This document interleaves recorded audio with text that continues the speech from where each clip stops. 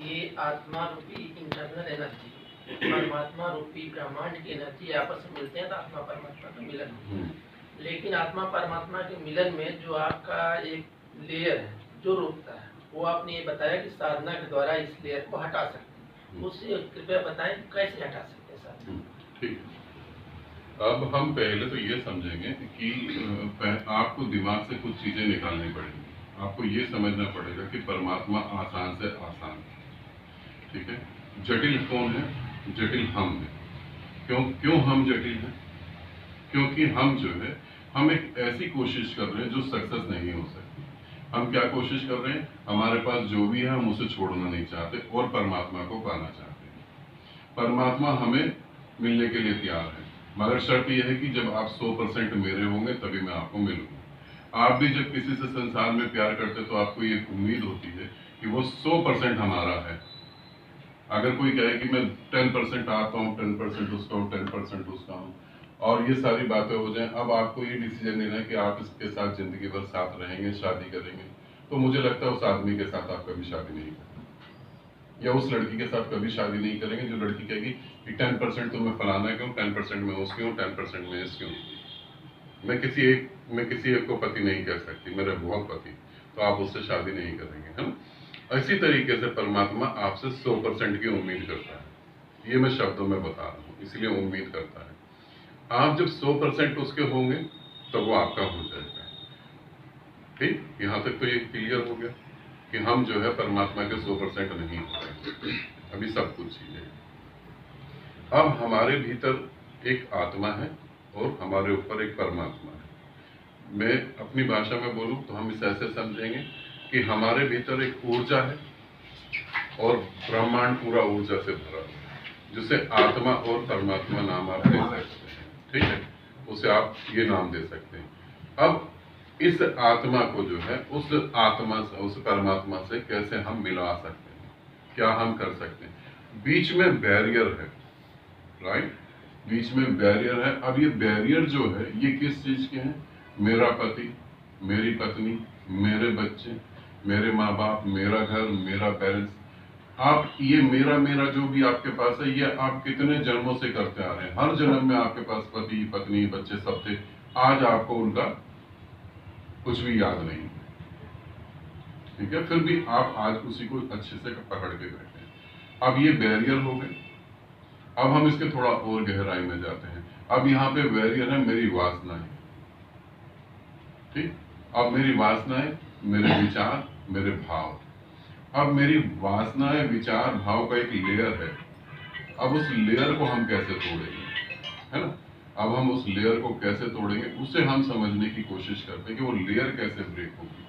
आप साधना करेंगे, ठीक। अब इसे सभी साधक अच्छे से समझने की कोशिश करेंगे कहाँ मिस्टेक हो रही है। एक साधक कहता है गुरुदेव मैं 10 साल से साधना कर रहा हूँ, कुछ नहीं हो रहा। एक कहता है मैं 15 साल से। क्यों नहीं हो रहा है? हम जब साधना करते हैं तो कुछ हमारे को बातें पता लगती हैं कि ये झूठ है, ये बेकार है। तो जब हमें पता लगा वो झूठ है, बेकार है, तो हमें क्या करना चाहिए? उसे छोड़ दिया। मगर हमें पता लगता है कि झूठ है, बेकार है, फिर भी हम उसके साथ चिपके रहते हैं। अब हम पूरी कोशिश कर रहे हैं कि आत्मा परमात्मा में लीन हो जाए, मगर हम लेयर नहीं तोड़ रहे हैं, तो ये नहीं होगा। एग्जाम्पल देके बताता हूँ। एक आदमी कहता है कि मैं साधना कर रहा हूँ 10 साल से, मुझे समझ आ गई कि लेयर तोड़नी है, मैं कोशिश भी कर रहा हूँ, लेयर टूट जाएगी, मगर उसकी पत्नी गुम हो गई। सुबह क्या कह गई कि मैं वेजिटेबल लेने जा रही हूँ, अभी 2 घंटे में आती हूँ। शाम के 8 बज गए, अब उसकी पत्नी नहीं मिल रही उसे, तो क्या वो परेशान होगा या नहीं? अब जितना परेशान वो पत्नी को ढूंढने में हो रहा है, जितना परेशान वो पत्नी को पाने में समय लगा रहा है, क्या सच में इतना ही परेशान उस परमात्मा के लिए वो था? तो आपके आंसर होंगे बिल्कुल नहीं था। तो लेयर टूट रही है या भ्रम पैदा कर लिया? यहाँ पे ये पता लग गया, जब यहाँ पे आप आ रहे हैं आपको ये समझ आ गई कि पत्नी जो है मेरे साथ मेरी चिता में नहीं चलेगी। ये रिश्ते नाते जो है सिर्फ झूठ पे टिके। हमारे सारे रिश्ते नाते झूठ पे टिके। हमारे प्रियजन मर जाते हैं, हम उनके साथ मरते नहीं। ये सिर्फ काम चलाऊ चीजें हैं। अब ये पता लग गया और पत्नी नहीं आ रही, तो पत्नी के लिए कितना तुम परेशान हो, उतना तुम परमात्मा के लिए परेशान नहीं हो। तो इसका मतलब तुम्हारा ज्ञान जो है वो लेयर नहीं तोड़ रहा है। वो बेकार है। ठीक है, एक एग्जाम्पल। दूसरा कि मुझे वासनाओं में सुख मिलता है। अब मुझे वासनाओं में सुख मिलता है, वासना की वजह से यहाँ लेयर बनी हुई है। अब उस लेयर को तोड़ना, वासना में सुख कहाँ मिलता है? क्या वो आपकी कल्पना है? अगर आप ध्यान से देखेंगे तो कहीं कुछ सुख, मेरे को एक लड़की में सुख मिलता है, मेरे को एक स्त्री में सुख मिलता है। अगर मुझे स्त्री सुख दे सकती तो वो स्त्री अपने पूरे परिवार को सुखी कर देती। तो क्यों उसका बाप उससे लड़ रहा है, क्यों उसका बेटा उससे लड़ता है, क्यों ये सारी चीजें होती? वो स्त्री अपने परिवार को ही सुखी कर देती। और अगर एक स्त्री सुख दे सकती है तो कौन सा ऐसा पिता जो अपने घर से उसको विदा करना चाहेगा? कोई भी नहीं करना चाहेगा। तो इसका मतलब उस स्त्री में मुझे सुख दिख रहा तो वो मेरी कल्पना है, मैंने ऑलरेडी बनाकर उसके ऊपर चिपका दी है। ठीक है ना, जैसे कोई आदमी बदसूरत है तो उसको सुंदर करने के लिए मेकअप चिपका दो उसके ऊपर, तो मैंने उसके ऊपर कल्पनाएं चिपका रखी। और ये कल्पनाएं जब टूटती हैं तब मुझे दुख होता है। शादी के 5 साल 10 साल बाद मुझे लगता है यार ये मैंने क्या कर लिया, शायद मेरा डिसीजन गलत था, तब कल्पनाएं टूट गई। अब इसी को समझेंगे, जब मुझे ये ज्ञान हो गया तो मैं कल्पनाओं को आगे फिर क्यों बढ़ा रहा हूं? क्या मेरी कल्पनाओं में सुख है या वासनाओं में? तब आपको पता लगेगा मेरी कल्पनाओं में सुख है। अब पता लगा, अब आप उसे तोड़े छोड़ दें, पता लग गया, मगर तब भी आप नहीं छोड़ रहे। आप सोच रहे हैं कि ध्यान करूंगा ठीक हो जाऊंगा, ध्यान करूंगा ठीक हो जाऊंगा, नहीं, हो ही नहीं पाओगे। एक आदमी शुगर का पेशेंट है, वो सोचता मैं टैबलेट खा लूंगा शुगर नहीं होगा, और जो है गुलाब जामुन खा लूंगा, फिर 2 टैबलेट खा लूंगा, वो शुगर के कारण ही कोई ना कोई साइड इफेक्ट होगा, वो खत्म हो जाएगा। तो आप कितना भी ध्यान कर लें, जब तक जो समझ आपके अंदर पैदा नहीं हो रही है उसे आप लागू नहीं करेंगे, तब तक वो लेयर टूटेगी नहीं। और ये लेयर नहीं टूटेगी तब तक कुछ होगा नहीं। अब यहाँ एक और साधक है जो बहुत चालाक होते हैं, वो कहते हैं गुरुदेव ये लेयर तो आप ही तोड़ेंगे। हाँ, गुरु तोड़ सकता है। आप मेरे पास आए, मैं वो लेयर को तोड़ देता हूँ। आप मेरे पास कितने दिन होंगे? 2 दिन, 3 दिन, 1 साल, 2 साल, मैंने लेयर को तोड़ दिया। आप घर गए, वो मेरा बच्चा, वो मेरा ये, वो मेरा वो, फिर लेयर आपने बना दी, फिर आप वहीं आ गए। लेयर आप बना रहे हैं तो लेयर आप ही तोड़ेंगे, तभी वो परमानेंट टूटेगी। और लेयर क्या है कि मुझे सुख मिलता है, और सुख क्या है? मात्र मेरी कल्पना है और कुछ भी नहीं। सुख जैसा कहीं कुछ है ही नहीं, आपकी कल्पना के अलावा कुछ भी नहीं है। तो जब ये आपको पता लगेगा, और इससे पता लगने के बाद आपको लागू करना है। यहाँ साधक भटकता है, उसे पता लगता है, वो दूसरों को समझाने निकल पड़ता है, और जब दूसरे कहते हैं वाह तुमने तो कमाल कर दिया, वो पांव छूते हैं तो ये और लेयर मोटी हो जाती है। इसीलिए जिन्हें हम गुरु कहते हैं, हकीकत में वो बेचारे और दुखी होते हैं। किसी गुरु को कैंसर हो गया, अब वो कैंसर बीमारी है, वो मेडिकल साइंस ठीक करेगा, मगर उसे कैंसर हो गया, वो जा रहा है कहीं मंदिरों में, धार्मिक स्थलों में, सर रगड़ रहा, नाक रगड़ रहा, मेरा कैंसर ठीक हो जाए। जो अपने शरीर को बचाने के लिए इतने प्रयास कर रहा है, वो फिर कहां से मुक्त होगा? तो वहां पर फिर आप और फंस जाते हो। इस लेयर को कैसे तोड़ा जा सकता है? मौन बैठेंगे, मौन से जो पैदा होगा उसका आप यूज करेंगे, जो गलत है उसे आप छोड़ेंगे। अब ये भी होता है कि अगर मान लेते हैं कि हमारा घर स्वार्थ से जुड़ा, हमारे सारे रिश्ते स्वार्थ से जुड़े हैं, पत्नी बच्चे सब, तो हम उन्हें छोड़ दें? नहीं, छोड़े नहीं। भीतर आप जाने कि मैं अकेला हूं। बाहर पत्नी की तबीयत खराब हो, आप डॉक्टर के पास ले, किसी और, मान लो एक स्त्री आपके पड़ोस में रहती है, उसका कोई भी नहीं है, वो अकेली रहती है, वो बीमार पड़ गई, तो आप उसे लेके नहीं जाएंगे? कहेंगे इंसानियत के नाते लेके जाना पड़ेगा। वो इंसानियत आपके घर में भी तो है। फिर घर नहीं त्यागना, घर नहीं बदलना, भीतर की स्थिति को बदलना, जगह नहीं बदलनी, मनोस्थिति बदलनी। तो आपके पास जब ज्ञान पैदा होगा, वो ज्ञान वो होता ही है। अभी जो आपने यहाँ बैठ के मेरे साथ बातें सुनी, आपको बातें समझ आई, अब ये बातें काम करेंगी जब करेंगी, जब आप इसको सपोर्ट करें, नहीं तो नहीं करेंगे। तो पत्नी को नहीं छोड़ना, पति को नहीं छोड़ना, ये सब नहीं। ऊपर की चीजें, बाहर की चीजें आपको परेशान नहीं कर रही, परेशान कर रहे हैं भीतर के पति पत्नी, वो परेशान कर रहे। तो उनको हम समझेंगे कि हमारा अधिकार, हमारा जीवन, हमारे सपने अपने हैं, उसे हमें स्वयं सच करने पड़ेंगे। दूसरा, अपने अधूरे सपने सच करने के लिए धरती पे आया, ना कि हमारी गुलामी करने के लिए।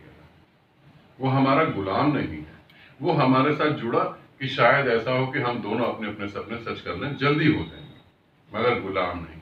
तो हम किसी को ना तो गुलाम बनाएं और ना ही हम किसी के गुलाम बने। हम जो करने आए हैं वो करें।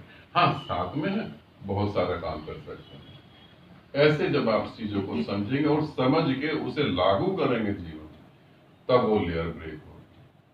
नहीं तो आप जो है साधना करते रहें, गुरु के पांव छुएं, गुरु के पांव दबाएं, जूठा खाएं, ये करें वो करें, कुछ भी कर लें, आप मोक्ष नहीं घटित होगा। मैं आपको किसी भी कीमत पे भ्रम में नहीं रखना चाहता कि आप आगे मेरी सेवा करेंगे या आप मुझे फीस देंगे या आप मेरी जय जयकार करेंगे। आप कुछ भी कर लेंगे, मोक्ष जब ही घटित होगा जब जो मैं कह रहा हूं उसको आप समझेंगे और उसे तोड़ेंगे, तब मोक्ष घटित होगा, वरना मोक्ष नहीं घटित होगा। इस सत्य को आप समझें। पूरा काम गुरु करता है नहीं, कुछ काम गुरु करता है, कुछ काम आपकी जिम्मेवारी है, वो आपको करना पड़ेगा। तो लेयर्स को आप समझ लें और समझ के उसे तोड़ें। ठीक है, लेयर पैदा कैसे हो जाती है ना? एक बात आई कि तोड़ेंगे तो जब ये भी तो पता लगे पैदा कैसे होती है। पैदा ऐसे होती है, ये बहुत सूक्ष्म है, दो जनों के बीच की बात बता रहा हूं। कैसे मेरे बीच में, मैं लड़की का एग्जाम्पल दे रहा हूँ, लड़की और लड़के के एग्जाम्पल से हम जल्दी चीजें समझ लेते हैं। कहीं ना कहीं हम भी किसी लड़की के या लड़के के चक्कर में पड़े होंगे, है ना? जीवन में ऐसा कोई है नहीं जिसको प्रेम ना हो, तो उस माध्यम से हम समझते हैं। जब मैं किसी लड़की से मिलता हूँ पहली बार और उससे बात करता हूँ, तो वो कहती कि आपकी तो पर्सनैलिटी गजब की है। मैं कहता हूँ हाँ ठीक है, मुझे लगा कि वो शायद कोई काम निकलवाना चाहती हूँ। मगर वो दोबारा मिली, उसने दोबारा कहा आपकी समझ भी बहुत अच्छी है।